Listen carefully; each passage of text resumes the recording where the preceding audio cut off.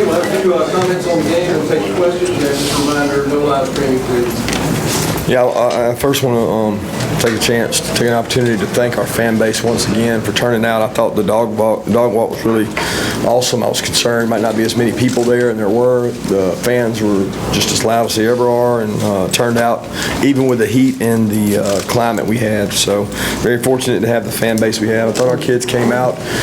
We were sloppy at times organizationally as far as substitution on defense, and we got some silly, stupid penalties early on offense, but they came out fast, they came out physical, they answered the challenge, which was to own the standard. I mean, we challenged them to say, hey, we're creating a standard here that you play to this level regardless of who you play.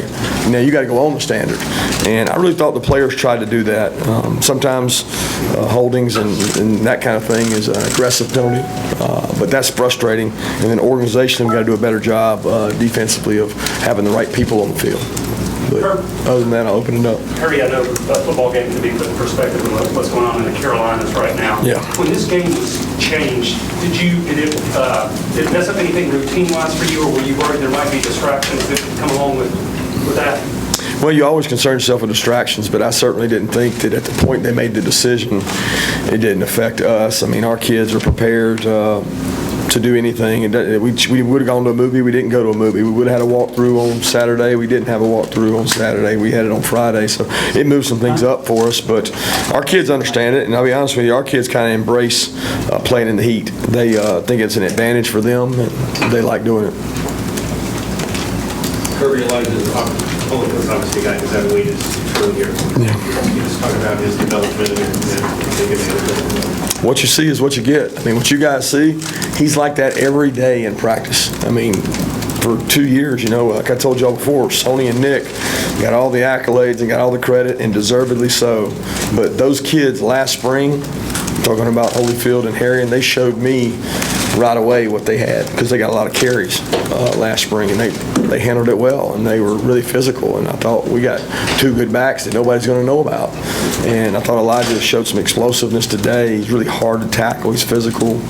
Had a good blitz pickup, and he continues to work on his hands. That's something that kid stays out there every day after practice working on, and he'll be the first to tell you that he wants to overcome that as one of his weaknesses. But tell you what, he's got a heart of gold, and he really works. He leads by example, and the other players respect Holyfield because of the way he works. Coach Jake Front today held the ball uncharacteristically a couple times, took some shots. What was going on there on those plays? You say he held the ball and took some shots? Yeah, uncharacteristically. Yeah, in the end zone, and then he got sacked. Yeah, the one time we got beat in protection, so that was on the protection. We're in a base protection, 7-man protection. He should be protected. He should be able to hold the ball. The other one, they played a coverage that took away what we did on the route structure, and he had nowhere to go with the ball. We'd love for him to throw it away a little earlier and not take the sack there, the second one.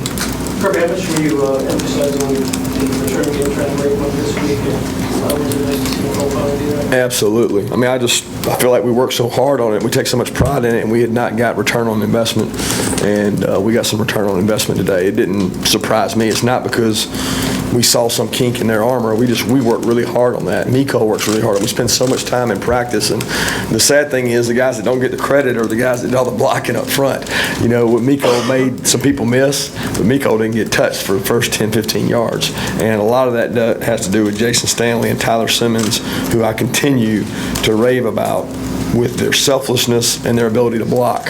Those 2 guys do on punt return what very few guys in the country can do, which is win one-on-one battles. Miko said that while the ball was in the air, he could hear you yelling about, did you see it coming? Did you know that was? Yeah, we felt like if the kid gave us a kick that we could return, that we were going to have a house call. We had all talked about it. We had all said it was going to happen this game, and it happened. So it comes from a lot of reps went into that.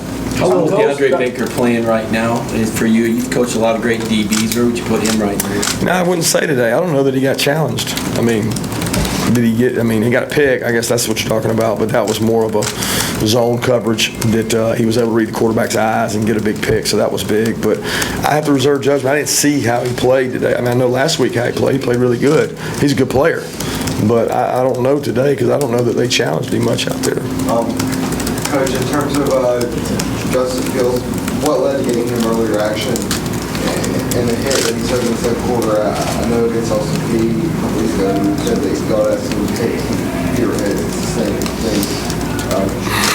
Yeah, we ask him that all the time. We ask all our players, all our quarterbacks to not take hits. We would prefer them not. I think he was at a point there where he probably didn't have many options. He was trying to get a first, and he's trying to create something with momentum there in a 2-minute drive. So the situation just arose like it did. But as far as playing for him, he had a good week of practice. He was really locked in. He was really focused. He prepared really well, and we think he's a good player. So we're trying to find ways to get good players on the field. Coach DeAndre Swift didn't play a whole lot after earlier. Was that injury or just coach's decision? No, I thought DeAndre played the first drive. He had the first 2 or 3 carries. We rotated pretty much after that, and then once we felt like the game was in hand, we were going to play some of those other guys who hadn't had as many carries. Coach, in the second quarter, it appeared Brandon Cox and DeAndre Walker, they got like a little spat. Do you know what that was about? Love. Oh, okay. They love each other. And sometimes when you're playing football, you have spats. So sometimes when you care about somebody so much and you want them to do something right, you encourage them to do right. But they did, and we handled it internally. It's not a big deal. They're both over it, and I respect both of them, and they're great kids, and really proud of the way it was handled and the way that they both have fire. The best teams I've been around, I sat in that stadium right there and when I was in Alabama and watched 2 players about kill Reuben Foster because he gave up an 80-yard run to Nick Chubb, and I knew then that we had a special defense. Well, today showed me some fire and grit that regardless of the score, the standard's here. If you don't play to the standard, then you're going to be called out. Kirby, the guys have talked about wanting to rush the passer better. There were no sacks today. What did you think of the pressure? I didn't think we ever got a chance to rush the passer. Put a stopwatch on how long that guy had the ball. So I'm looking more at total yards per completion and how many points they had on the scoreboard. That's what matters to me. You know what I mean? I know everybody wants sacks. Everybody wants pass rush. But if you put a stopwatch on it and you take the whole offensive line off the field and don't block anybody, I don't know that we could have got there. So you better defend the pass. You came out a couple of times in the first quarter, I guess, with Akil and Miko on constant roll. I think one roll to the 11, one roll to the 6. What do you want them to do there when it is not right to them and it starts rolling? What's your message? Well, it's different every time. We've got rules of engagement. If we send somebody back there during the punt safe and we're not returning the ball, we want them to fair catch it. If they don't fair catch it, get away from it, don't be near it. So in Akil's case, we don't want him around a bouncing ball. The ball is oval last time I checked. It does not roll like a basketball. So it can hit and kick and hit you, and then we lose possession. It's called a fumble. We don't want those. So what we'd like to do is have him get away from the ball, and that's what he's coached to do. And he's got to have more discipline to do that. Miko's case was different. We were trying to return the ball. We want him to try to field it. And if he can't field it, don't let it roll down inside the 10 where we lost some hidden yardage in the game where we had to start backed up because of decisions of returners. Kirby, you've talked about JJ and Jason and Tyler and Riley, all of their physical blocking. To see all 4 of those guys get in the end zone today, I think 3 of them was their first ever touchdown. What's that like for you as a coach? It was great. It was great for the kids, not for me. Those guys work hard.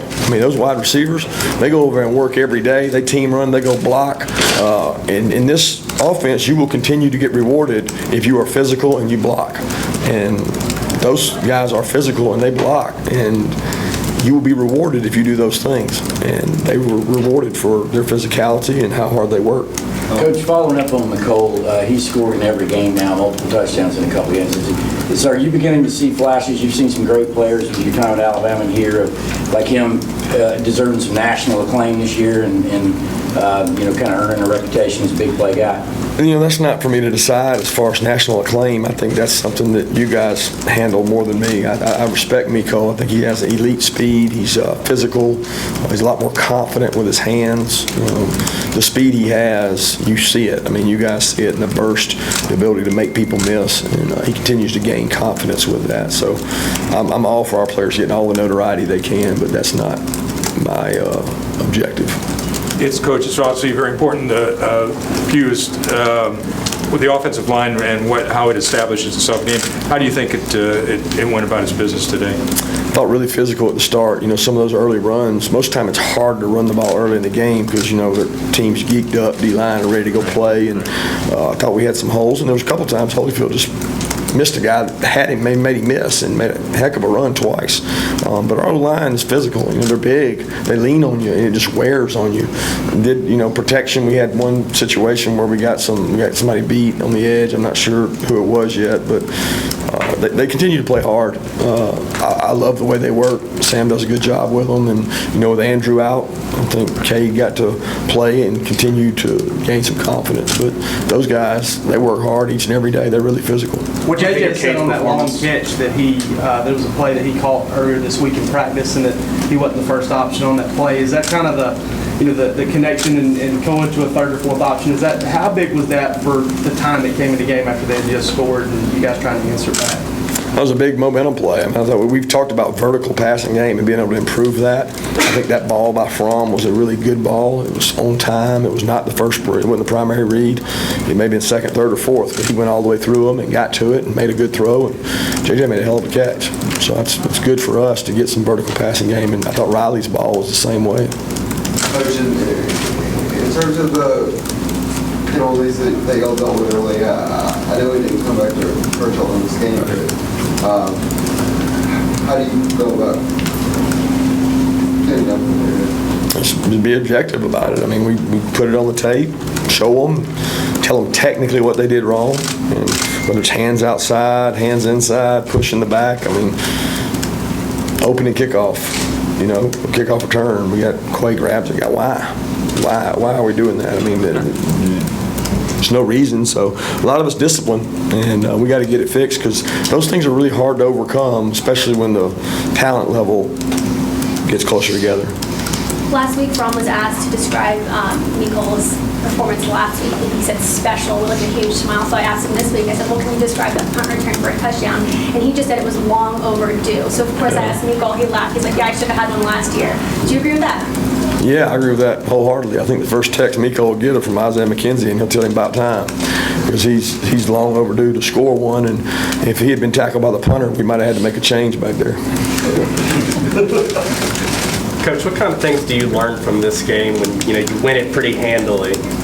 Well, the number one thing you find out is a lot about your backups and your other guys. How are they going to play in the game? So many kids on our team want to get in the game and play, and it's so important to them to play. And then they get in the game, and some of them hyperventilate and get nervous and don't execute. So the biggest thing you find out is about the guys who haven't played much. You find out how they can play and how they can perform. You also find out the level of concentration your team has and their ability to focus on the task at hand. Could they own the standard like I started with? And I thought they owned the standard today. What did you find out about Cade starting at left tackle? I don't know. I have to watch the tape. I don't know. I know he had a holding in there somewhere, and I want to see the pass pro. But I reserve judgment till I see the tape. Did you see the difference in Fields between the first half and the second half? I think he ran almost as much as he passed in the first half. Second half looked like he settled in the pocket. Was there talk, adjustments at halftime? I think he just got more and more comfortable. I think early on, he's a freshman. He's hyper. He's excited. He sees things well. He can come over and tell you what he saw, and that's important to me to make sure that his eyes are downfield and he's seeing the right things. And if things break down and if there's pressure, then he can use his feet to create. He does a good job of doing that. But you're right. In the second half, he did sit in there much more comfortable and relaxed and did some good things. I know that he did. He took a shot, he said, on the shin, but he probably could have gone back if he needed to. He seems fine. 2 more questions? Is the team where you would have wanted it to be through 3 games at this stage of the season? That's hypothetical. I can't tell you that because I didn't speculate where it would be. I want them to get better, and I feel like we had a good week of work, and that was my concern going into this week. Would we get better, or would we be looking past this game? And I was proud of the way they worked. We had some really physical practices on Tuesday and Wednesday when I was concerned I'd have to start things over or redo it, or we didn't have to press the buttons. They bought into the work, so I was pleased with the work they did this week. Then Cleveland, obviously, everybody saw him following the ball, but how well is he? I know you haven't seen the tape from this game, but, here's a guy who earned a starting job late last year, and it seems like, how would you assess his play and how he's doing right now? Again, I hadn't seen it today. I know he's played well up until this point. He's confident. He's playing a lot of positions. He's the backup at 2 or 3 spots.